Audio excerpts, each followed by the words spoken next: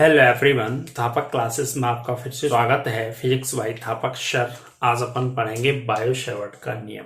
काय का नियम पढ़ेंगे? बायो सेवर्ट का नियम। ओके, इससे पहले थोड़ी सी जानकारी लेते हैं चुंबक के बारे में। देखिए चुंबक क्या होता है, आपको बताया था। वह है पदार्थ जो चुंबकीय वस्तुओं को अपनी ओर आकर्षित करता है, उसे चुंबक कहते हैं। यानी चुंबक क्या एक पदार्थ है जो चुंबकीय वस्तुओं को अपनी ओर क्या करता है, आकर्षित करता है। उसे क्या बोलते हैं मेरे प्यारे बच्चों? चुंबक कहा जाता है। अब देखिए लोहा, निकिल, कोबाल्ट, यानी ये चुंबकीय वस्तुएं हैं। चुंबक में कितने ध्रुव होते हैं? दो ध्रुव होते हैं। एक होता है उत्तरी ध्रुव, एक होता है दक्षिणी ध्रुव। ओके, कितने ध्रुव होते हैं मेरे प्यारे बच्चों? दो ध्रुव होते हैं। एक दक्षिणी ध्रुव होता है और एक उत्तरी ध्रुव होता है। ठीक है ना। अब देखिए इसमें एक बात आती है, चुंबकीय क्षेत्र। चुंबकीय क्षेत्र क्या होता है? किसी चुंबक के आसपास का वह क्षेत्र जहां तक उसके प्रभाव का अनुभव किया जा सकता है, उसे चुंबकीय क्षेत्र कहते हैं। यानी जैसे कोई बच्चा है तो उसका पहले क्षेत्र क्या होता है? घर के सदस्य होते हैं। फिर जैसे स्कूल जाता है तो स्कूल के सदस्य हो जाते हैं। फिर गांव से बाहर जाता है तो गांव के बाहर के क्षेत्र हो जाता है। ओके, वैसे ही चुंबक का क्षेत्र क्या होता है? किसी चुंबक के आसपास का वह क्षेत्र जहां तक उसके प्रभाव का क्या कर सकते हैं, अनुभव किया जा सकता हुआ है, उसका क्षेत्र कहलाता है। अब बात आती है चुंबकीय क्षेत्र की तीव्रता। चुंबकीय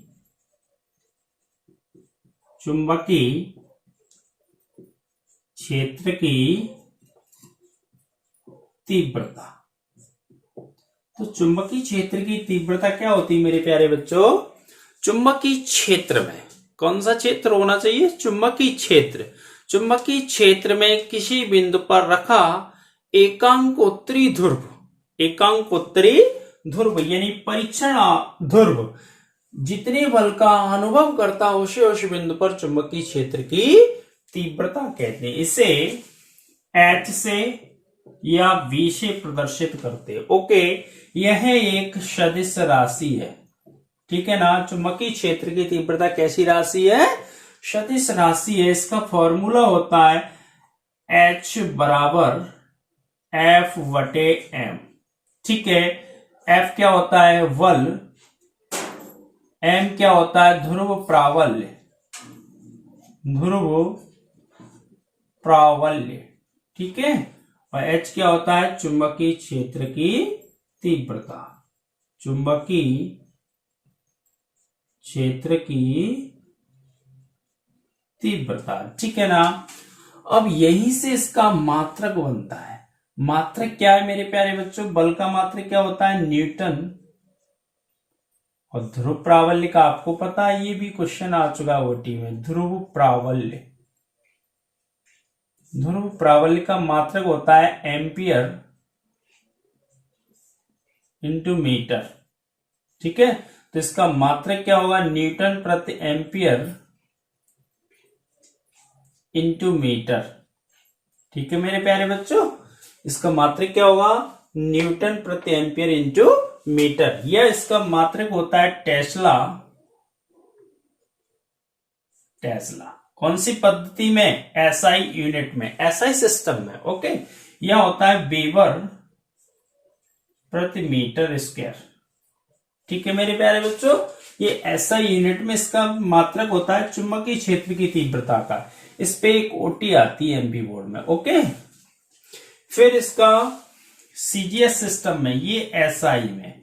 ठीक है।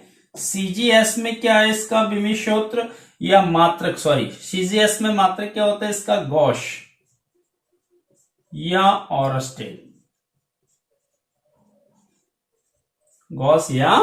ऑरस्टेड होता है। ओके मेरे प्यारे बच्चों, अब इसी में आता है चुंबकीय फ्लक्स। चुंबकीय फ्लक्स क्या होता है? जैसे विद्युत फ्लक्स पढ़ाया था आपको, ऐसी चुंबकीय फ्लक्स है। चुंबकीय फ्लक्स क्या होता है?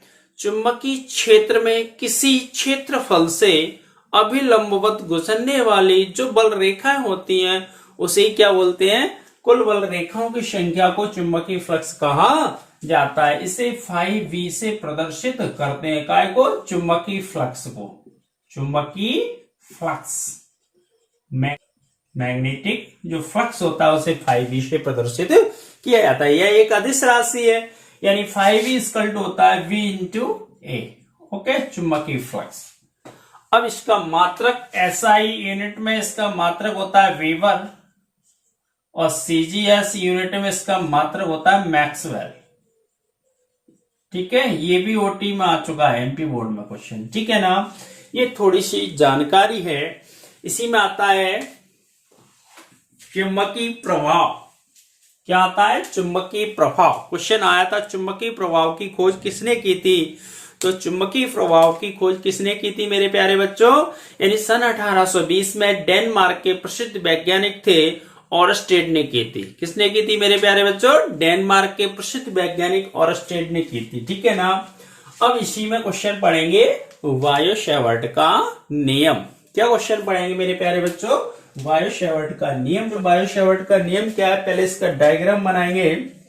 देखिए वायो सेवर्ट का नियम क्या है, सन 1820 में फ्रांसीसी वैज्ञानिक वायो और सेवर्ट, ये दो वैज्ञानिक हैं, वायो और सेवर्ट ने वो सन 1820 में फ्रांस के वैज्ञानिक वायो और सेवर्ट ने धारावाही चालक के समीप किसी बिंदु पर चुंबकीय क्षेत्र की तीव्रता ज्ञात करने के लिए एक नियम का प्रतिपादन किया था, जिसे वायो सेवर्ट का नियम कहा जाता है। देखिए इसका डायग्राम क्या है मेरे प्यारे बच्चों। मान लिया ए बी एक चालक है, ए बी एक चालक है जिसमें आई विद्युत धारा प्रवाहित हो रही है। इसमें एक अल्पांश मानते हैं, स्मॉल एलिमेंट्स, एक अल्पांश मान लेते हैं डीएल। क्या मान लेते हैं, डीएल। डीएल से बिंदु पी के बीच की दूरी क्या होती है, आर। मेरे प्यारे बच्चों जो बिंदु पी है उसकी दूरी क्या होती है, आर, और यहाँ पे ये थीटा कोण बनाते हुए रखा जाता है। ये इसका डायग्राम है। ओके, भाषा क्या लिखते हैं, देखिए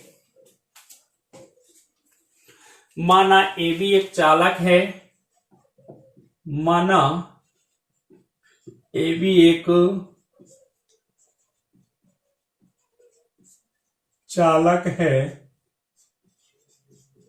जिसमें आई विद्युत धारा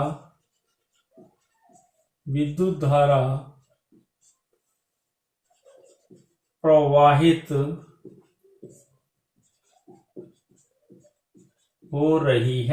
हो रही है। तब इस धारावाही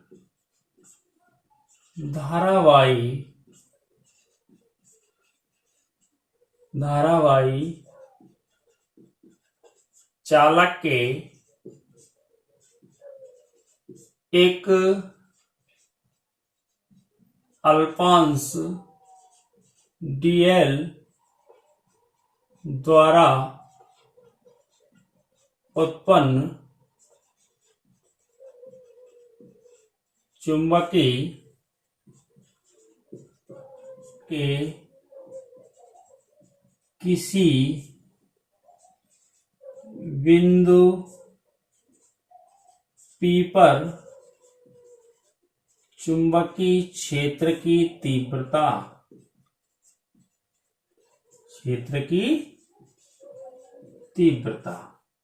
dV क्या होती है, dV। अब देखिए नंबर एक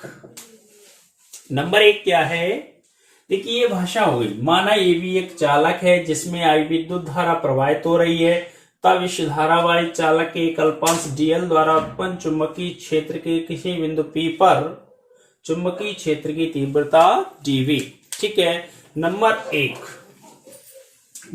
चालक में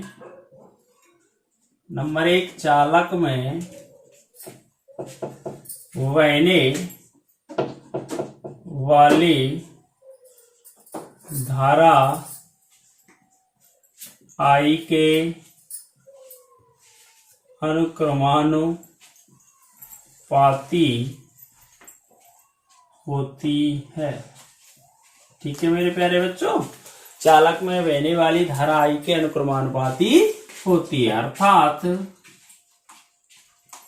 dV अनुक्रमानुपाती आई। ठीक है, नंबर 1। नंबर 2,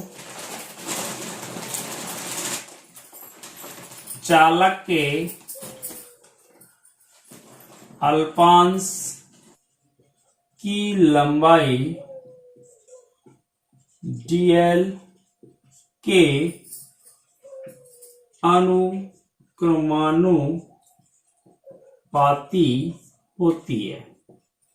ठीक है, अर्थात dv अनुक्रमानुपाती dl। ठीक है, चालक के उस अल्पांश की लंबाई dl के अनुक्रमानुपाती होती है, अर्थात dv अनुक्रमानुपाती dl। Number 3, sine theta के अनुक्रमानुपाती होती है, अर्थात dv अनुक्रमानुपाती साइन थीटा। ठीक है, नंबर 4, चालक के अल्पांश से बिंदु P के बीच की दूरी r के वर्ग की व्युत्क्रमानुपाती होती है। नंबर 4 क्या है? चालक के अल्पांश से बिंदु P के बीच की दूरी, अल्पांश से बिंदु P के बीच की दूरी के वर्ग के व्युत्क्रमानुपाती होती है, अर्थात dv व्युत्क्रमानुपाती 1/r²। ठीक है, आई होप आप समझ पाए होंगे। यानी क्या है, माना ये भी एक चालक है जिसमें I विद्युत धारा प्रवाहित हो रही है, तब इस धारावाही चालक के एक अल्पांश dl द्वारा उत्पन्न चुंबकीय क्षेत्र के किसी बिंदु P पर चुंबकीय क्षेत्र की तीव्रता dv। नंबर 1, चालक में बहने वाली धारा के अनुक्रमानुपाती होती है, अर्थात dv अनुक्रमानुपाती I। नंबर 2, चालक के अल्पांश की लंबाई dl, चालक के अल्पांश की लंबाई dl के अनुक्रमानुपाती होती है, अर्थात dv अनुक्रमानुपाती dl। Okay. Number 3, sine theta के अनुक्रमानुपाती होती है, यानी अर्थात dv अनुक्रमानुपाती साइन थीटा। फिर अल्पांश से बिंदु P के बीच की दूरी, अल्पांश से बिंदु P के बीच की दूरी अल्पांश से बिंदु P के बीच की दूरी r के वर्ग के व्युत्क्रमानुपाती होती है, अर्थात dv व्युत्क्रमानुपाती 1/r²। ठीक है, फिर क्या करेंगे, सभी को मिलाकर लिखने